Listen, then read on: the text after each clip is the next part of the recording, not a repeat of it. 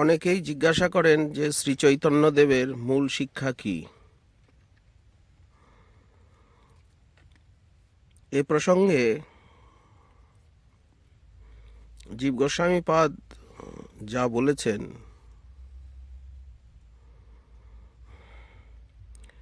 যে শ্রীহরি হচ্ছে পরতত্ত্ব।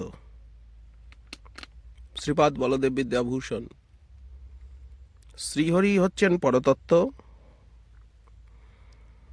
তিনি শ্যামসুন্দর, সর্বশক্তিমান। তিন হচ্ছে সেই শ্যামসুন্দর পরম রসময়, এবং তিনি নিত্যলীলা বিহারী। চতুর্থ হচ্ছে জীব অনন্ত চিৎ পরমাণু, কৃষ্ণের বিভিন্নাংশ, এবং নিত্যবদ্ধ নিত্যমুক্ত ভেদে জীব দুই প্রকার।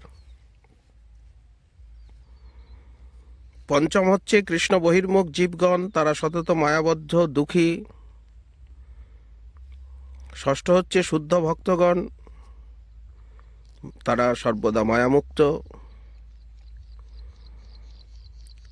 আর সপ্তম হচ্ছে জীব এবং এই যে জড়ময় সমস্ত জগৎ শ্রীকৃষ্ণেরই অচিন্ত শক্তি প্রসূত,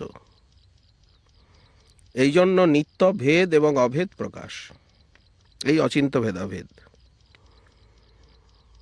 নববিধা ভক্তি হচ্ছে অভিধেয় তত্ত্ব। আর নয় হচ্ছে কৃষ্ণ প্রেমী প্রয়োজন তত্ত্ব। এই নয়টি বিষয় প্রত্যেক গৌড়ীয় বৈষ্ণবকে ভালো করে জানার দরকার। মহাপ্রভু তার শিক্ষা দুটি গ্রন্থে আমরা সুষ্ঠুভাবে জানতে পারব। তত্ত্বশিক্ষা শ্রী ব্রহ্মসংহিতায়, আর ভজন পদ্ধতি শিক্ষা শ্রীকৃষ্ণ কর্ণামৃতে। বেদ শাস্ত্রে বিশুদ্ধ ভক্তি হচ্ছে একমাত্র তাৎপর্য। বেদশাস্ত্রেরই ভক্তি, শুদ্ধ ভক্তিরই বর্ণনাই বেদশাস্ত্রের তাৎপর্য। কিন্তু বেদবাদী গণের প্রকৃতি বা স্বভাব বিভিন্নতা বশত নানা প্রকার মত ও বহু প্রকার কর্ম এবং জ্ঞানের ব্যবস্থা দেখা যায়। বস্তুত বেদই মানবের একমাত্র প্রমাণ এবং শিক্ষাগুরু সকলের। বেদের মতবাদ হচ্ছে শুদ্ধ ভক্তি পথে কিভাবে মানবকে প্রবেশ করানো যায়। কিন্তু সময়ে সময়ে শুদ্ধ ভক্তির শিক্ষার থেকে পৃথক পৃথক মতবাদও প্রচারিত হয়েছে। এক অন্ধ অপর অন্ধকে যদি পথ দেখায়, তাহলে উভয়ে গিয়ে কূপে পড়ে। তদ্রূপ অসৎ শাস্ত্র প্রণেতাগণ এবং তাদের অনুগামী অন্ধ লোক সকল কুমার্গগত শোচনীয় অবস্থা প্রাপ্ত হবে। এখানে সৎশাস্ত্র বলতে বেদ এবং বেদানুগত শাস্ত্রকেই বুঝতে হবে। যে সে স্থানে একখানি বেদ গ্রন্থ পেলেই সব স্থানে যে সর্বাংশ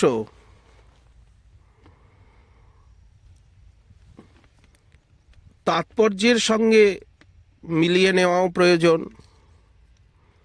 গীতা, ভাগবত, সাত্যত, পঞ্চরাত্রাদি শাস্ত্র এবং বেদার্থের সঙ্গে মিলিয়ে নেওয়া। গীতা শ্রীমুখবাক্য, এই জন্য গীতোপনিষদ বলা হয়, গীতাও বেদ। শ্রীমন মহাপ্রভুর শিক্ষা যে তার শ্রীমুখ বাক্য, তাও বেদ। এবং সমস্ত বেদার্থ সার সংগ্রহরূপ ভাগবতী হচ্ছে প্রমাণ চূড়ামণি। অন্যান্য স্মৃতি শাস্ত্রোক্ত যদি অন্যান্য আরও যত স্মৃতি এবং শাস্ত্রের উক্তি রয়েছে যদি বেদানুগা হয়, সুতরাং সেটিও প্রমাণ। সাত্ত্বিক, রাজসিক এবং তামসিক ভেদে তন্ত্রশাস্ত্র 3 প্রকার। তার মধ্যে নারদ পঞ্চরাত্র প্রভৃতি সাত্ত্বিক তন্ত্র। এরা গূঢ় বেদার্থকে বিস্তার করছে। তনধাতুর অর্থ হচ্ছে বিস্তার, তার থেকেই তন্ত্র। কাল দোষে, সময়ের প্রভাবে মানবগণের বিচার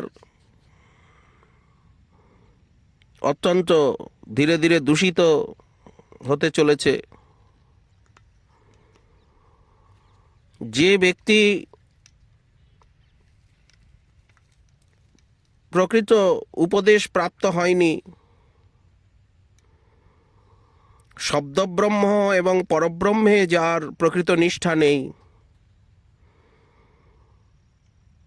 এবং ভগবৎ সেবা জিজ্ঞাসু, ভগবৎ সেবা পরায়ণতা না এসেছে, পরমার্থ বিষয়ে যিনি কৃতকর্মা নন, পরমার্থ বিষয়ে অভিজ্ঞ নন, তিনি বেদার্থকে, শাস্ত্রার্থকে সম্যক রূপে হৃদয়ঙ্গম করাতে সমর্থ হবেন না। হরিভক্তি বিলাসে কৃষ্ণতত্ত্বজ্ঞানী জীবের যে পরমার্থ, সেটি সনাতন গোস্বামীপাদ দেখিয়েছেন। এই তত্ত্বজ্ঞানের অধিকার বিচারে কৃষ্ণতত্ত্ববেত্তা যিনি, এটাই প্রকৃত স্বরূপ লক্ষণ কৃষ্ণতত্ত্ববেত্তিত্ব। কৃষ্ণতত্ত্ববেত্তা তিনি যেই হন,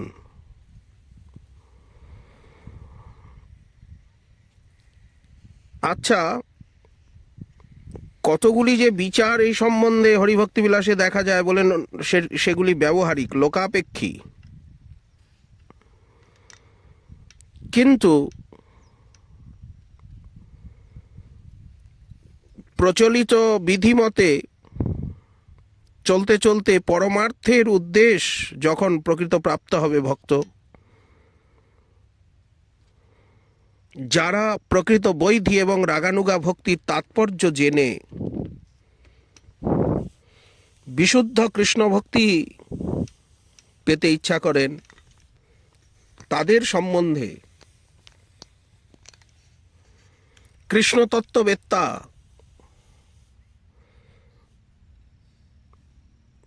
তার কাছের থেকেই এই ভক্তিতত্ত্ব শাস্ত্রের রহস্য অবগত হতে হবে। যেই কৃষ্ণতত্ত্ববেত্তা, যার এইরূপ স্বরূপ লক্ষণ আছে, তার দুটো একটা যদি তটস্থ লক্ষণ নাও থাকে, তথাপি তিনি আমাদেরকে জানাতে পারবেন। তটস্থ লক্ষণের দিকে দৃষ্টি না দিয়ে স্বরূপযোগ্যতা বিশিষ্ট ব্যক্তি, তটস্থ লক্ষণ থাকলে খুবই ভালো হয়, কিন্তু স্বরূপ লক্ষণে যদি দোষ থাকে তাহলে প্রকৃত অন্তর্রাজ্যে প্রবেশ হবে না। অন্তরঙ্গ এবং বহিরঙ্গ একমাত্র প্রেমিক আত্মাই আত্মার অন্তরঙ্গ। প্রেমিক জনই, আত্মস্থ প্রেমিক জনই আমাদের অন্তরঙ্গ। শ্রীমদ্ ভগবদ্ গীতা যাকে যুক্ততম বলছেন। এই যে পরম ধর্ম, এই পরম ধর্মকে কোনো যুক্তির দ্বারা প্রকাশ করা যায় না। যুক্তিকে বিসর্জন দিয়ে আর শাস্ত্রানুগত্যে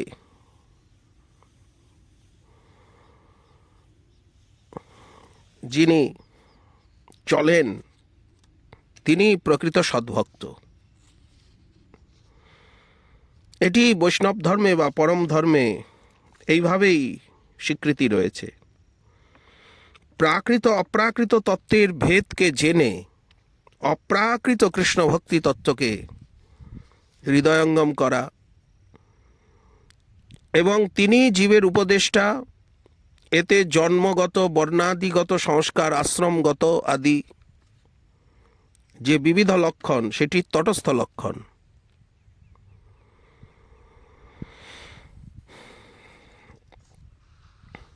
এই জন্য জীব চিৎকণ, চিৎ বস্তুতে যে ধর্ম আছে,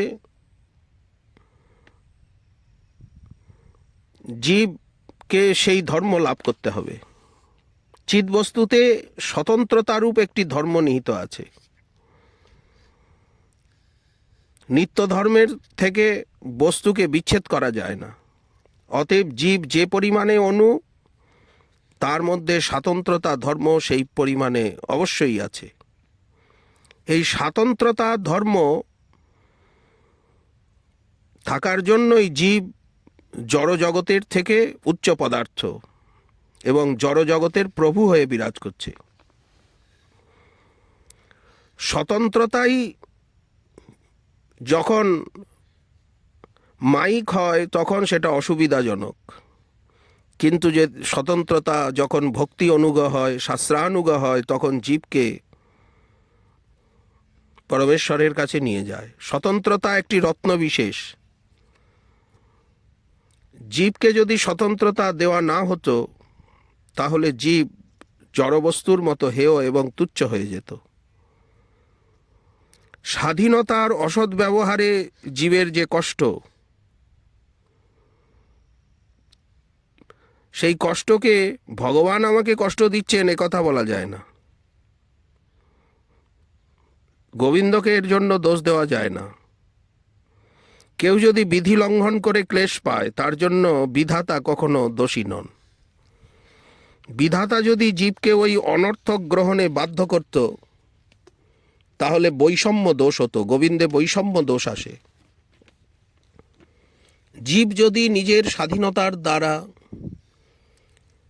নিজের পরম অনুরাগকে আরো দৃঢ় করতে পারে তাহলেই তার উৎকর্ষ সাধন হবে। কিন্তু স্বাধীনতা না পেলে তার উৎকর্ষের উপরে কোনো অধিকার হতো না। এই জন্য পরমেশ্বর জীবকে এই অপূর্ব স্বাধীনতা দেওয়ায় জীবের প্রতি করুণা প্রকাশ করেছেন, এই কথাই বলতে হবে।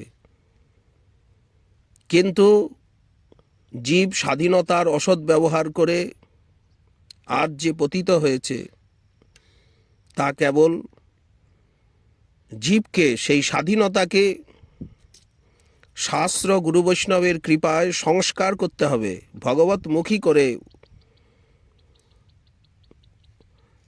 এবং জীবকে এই স্বাধীনতা দেওয়া হয়েছে তাকে সংস্কার করে তাকে উদ্ধার করবার জন্যই ভগবান দিয়েছেন।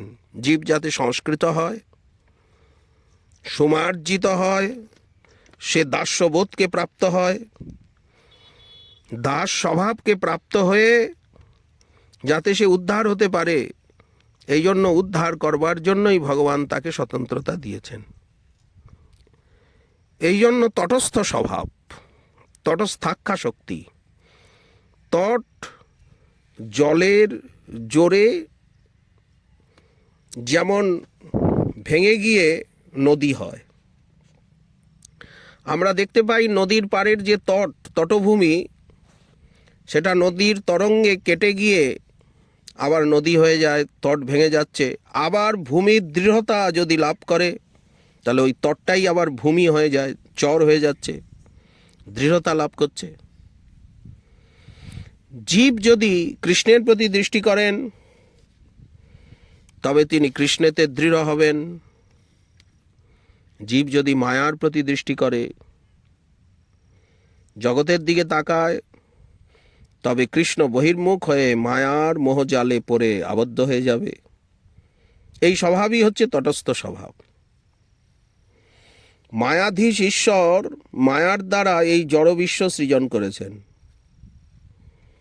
সেই জড়বিশ্বে ঈশ্বরের থেকে ভিন্ন জীব নামক একটি তত্ত্ব, এই তত্ত্বকে মায়া আবদ্ধ করে রেখেছে। মায়াও একটা পরমেশ্বরের শক্তি। এই তিনটি শক্তিকেই আমরা পাচ্ছি: মায়াধীশ, জীবের অধীশ ঈশ্বর, এবং ঈশ্বরের থেকে ভিন্ন জীব নামক একটি তত্ত্ব যে মায়ার দ্বারা আবদ্ধ, আর একটি হচ্ছে পরমেশ্বরের বহিরঙ্গা শক্তি মায়া, মায়াধীশ পরমেশ্বর। অতএব জীব কোনো অবস্থাতেই ঈশ্বরের সঙ্গে অভেদ নয়, আবার পূর্ণতায় আভেদও নয়। ভগবানের অংশ দুই প্রকার, এক হচ্ছে সাংস, এক হচ্ছে বিভিন্নাংশ। চতুর্ভুজ এবং অবতারগণ সকলেই সাংসের বিস্তার, আর সকল জীবই হচ্ছে বিভিন্নাংশ, মমৈবাংশ। সাংস এবং বিভিন্নাংশ ভেদে, এই যে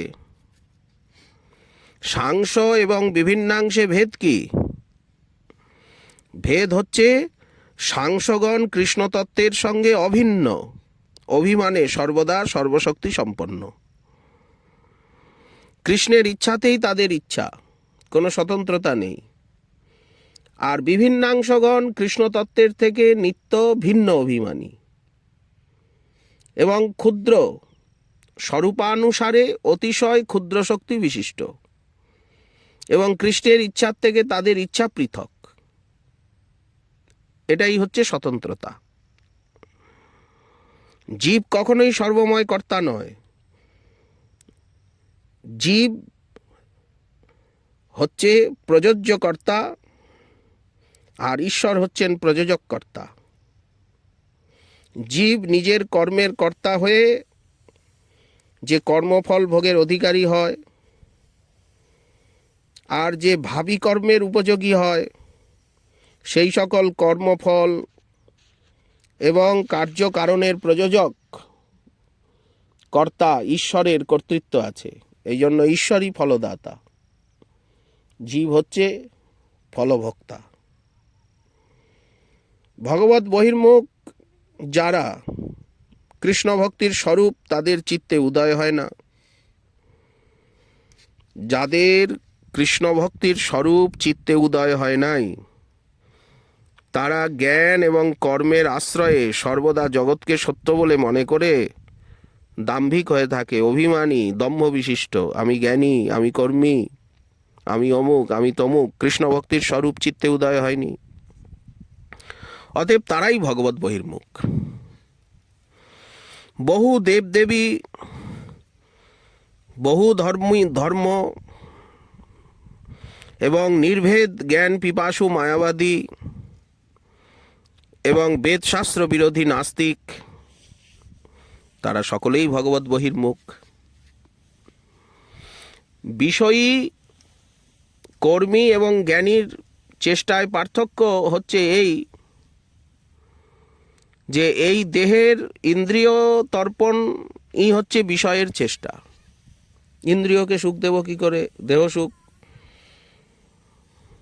বিষয়ী সবসময় দেহেন্দ্রিয় তর্পণের চেষ্টা করে, এই জন্য তাকে বিষয়ী বলে। আর পরকালেও যাতে ইন্দ্রিয় তর্পণ এবং দেহ সুখ লাভ করতে পারি, এই জন্য নানা প্রকার যজ্ঞাদি কর্ম করে, এই কর্মীর চেষ্টা।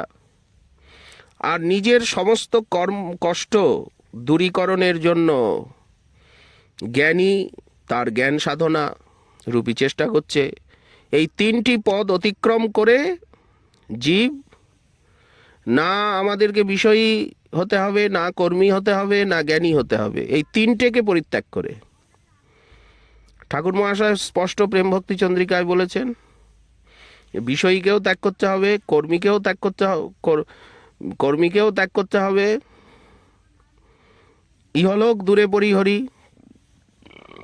এবং জ্ঞানীর থেকেও দূরে থাকতে হবে। এই তিনটি পদ, বিষয়ী পদ, কর্মী পদ এবং জ্ঞানী পদ, এই তিনটি পদকে অতিক্রম করলে পরে জীব তার প্রকৃত সম্বন্ধ তত্ত্বের তার প্রকৃত স্বরূপ তত্ত্বের সন্ধান পাবে, সেটি হচ্ছে ভক্তি এবং ভগবত দাস্য স্বরূপ। তখন জীব অন্তর্মুখ হতে পারবে। বহির্মুখ লোকেরা মনে করে যে আমরা বুদ্ধি বলে শিল্প বিজ্ঞান আদি কত উন্নতি করছি, আমরা কত সুখ বৃদ্ধি করছি, আমরা এটা করছি সেটা করছি। বস্তুত সকলই কৃষ্ণের ইচ্ছায় হয়ে থাকে, একথা একবারও তারা স্মরণ করে না। অহংভাব, এই অহংভাবটাই হচ্ছে অপরাধ। যে সমস্ত লোক বাল্যকালের থেকেই অসৎসঙ্গে কুতর্ক শিক্ষা করে, কুসংস্কার আচ্ছন্ন, অসৎসঙ্গ, অসৎশাস্ত্র এবং ওই কুসঙ্গেও রূপী দোষে পতিত, ধুন্ধুকারীর মতো, অজামিলের মতো কুসঙ্গ দোষে পড়ে গেল, তারা তো ঈশ্বরের অস্তিত্ব মানছে না। এই তারাও ক্ষতিগ্রস্ত হচ্ছেন, জগৎকেও ক্ষতিগ্রস্ত করছেন। কতগুলি দুর্ভাগা লোক ঈশ্বরকে বিশ্বাস করে না, তাদের জ্ঞানময় চক্ষু মুদ্রিত, জড়চক্ষে ঈশ্বরের আকার দেখা যায় না বলে তারা বলেন ঈশ্বর নাই। জন্মান্ধ লোকেরা যেমন সূর্যের আলোককে উপলব্ধি করতে পারে না, তদ্রূপ যারা নাস্তিক বহির্মুখ, তারা ঈশ্বরের কর্তৃত্ব, তার সৌন্দর্য, তার রূপমাধুরী, তার গুণ লীলা বিশ্বাস করতে পারে না। এই জন্য জীব চিরবঞ্চিত, চির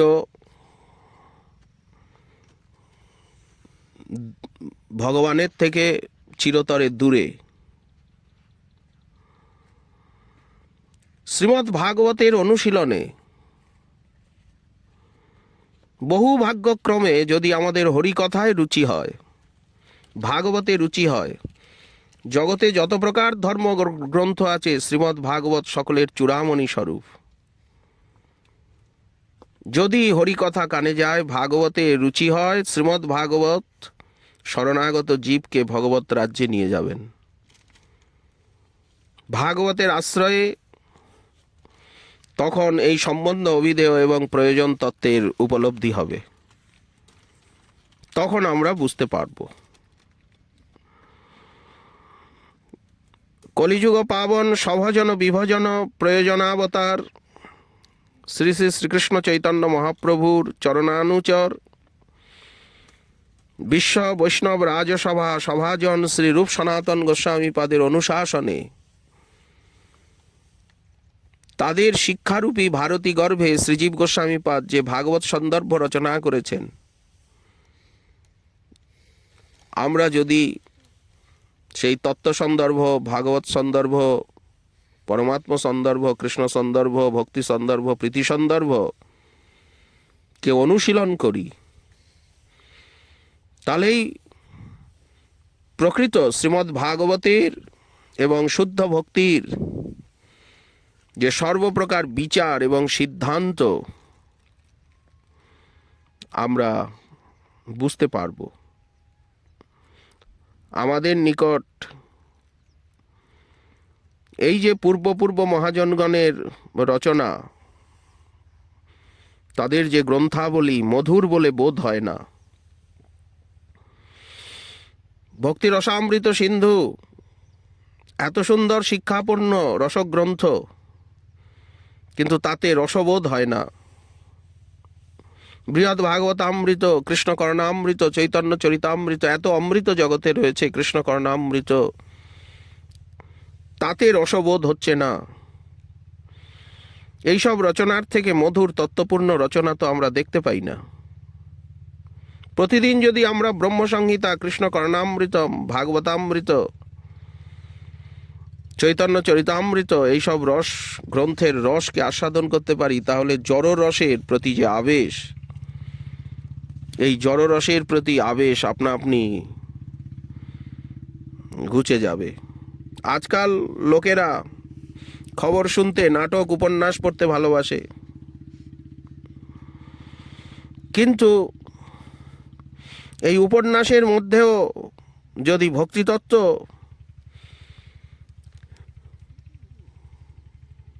এই প্রাকৃত উপন্যাসের থেকে যে অপ্রাকৃত উপন্যাস,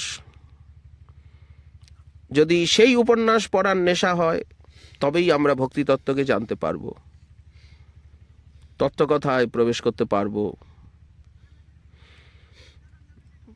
এই জন্য গ্রন্থানুশীলন আমাদের জীবনে একান্তভাবে প্রয়োজন। গ্রন্থানুশীলন ছাড়া কখনোই আমরা জীবনে প্রকৃত সত্যকে জানতে বা বুঝতে পারবো না।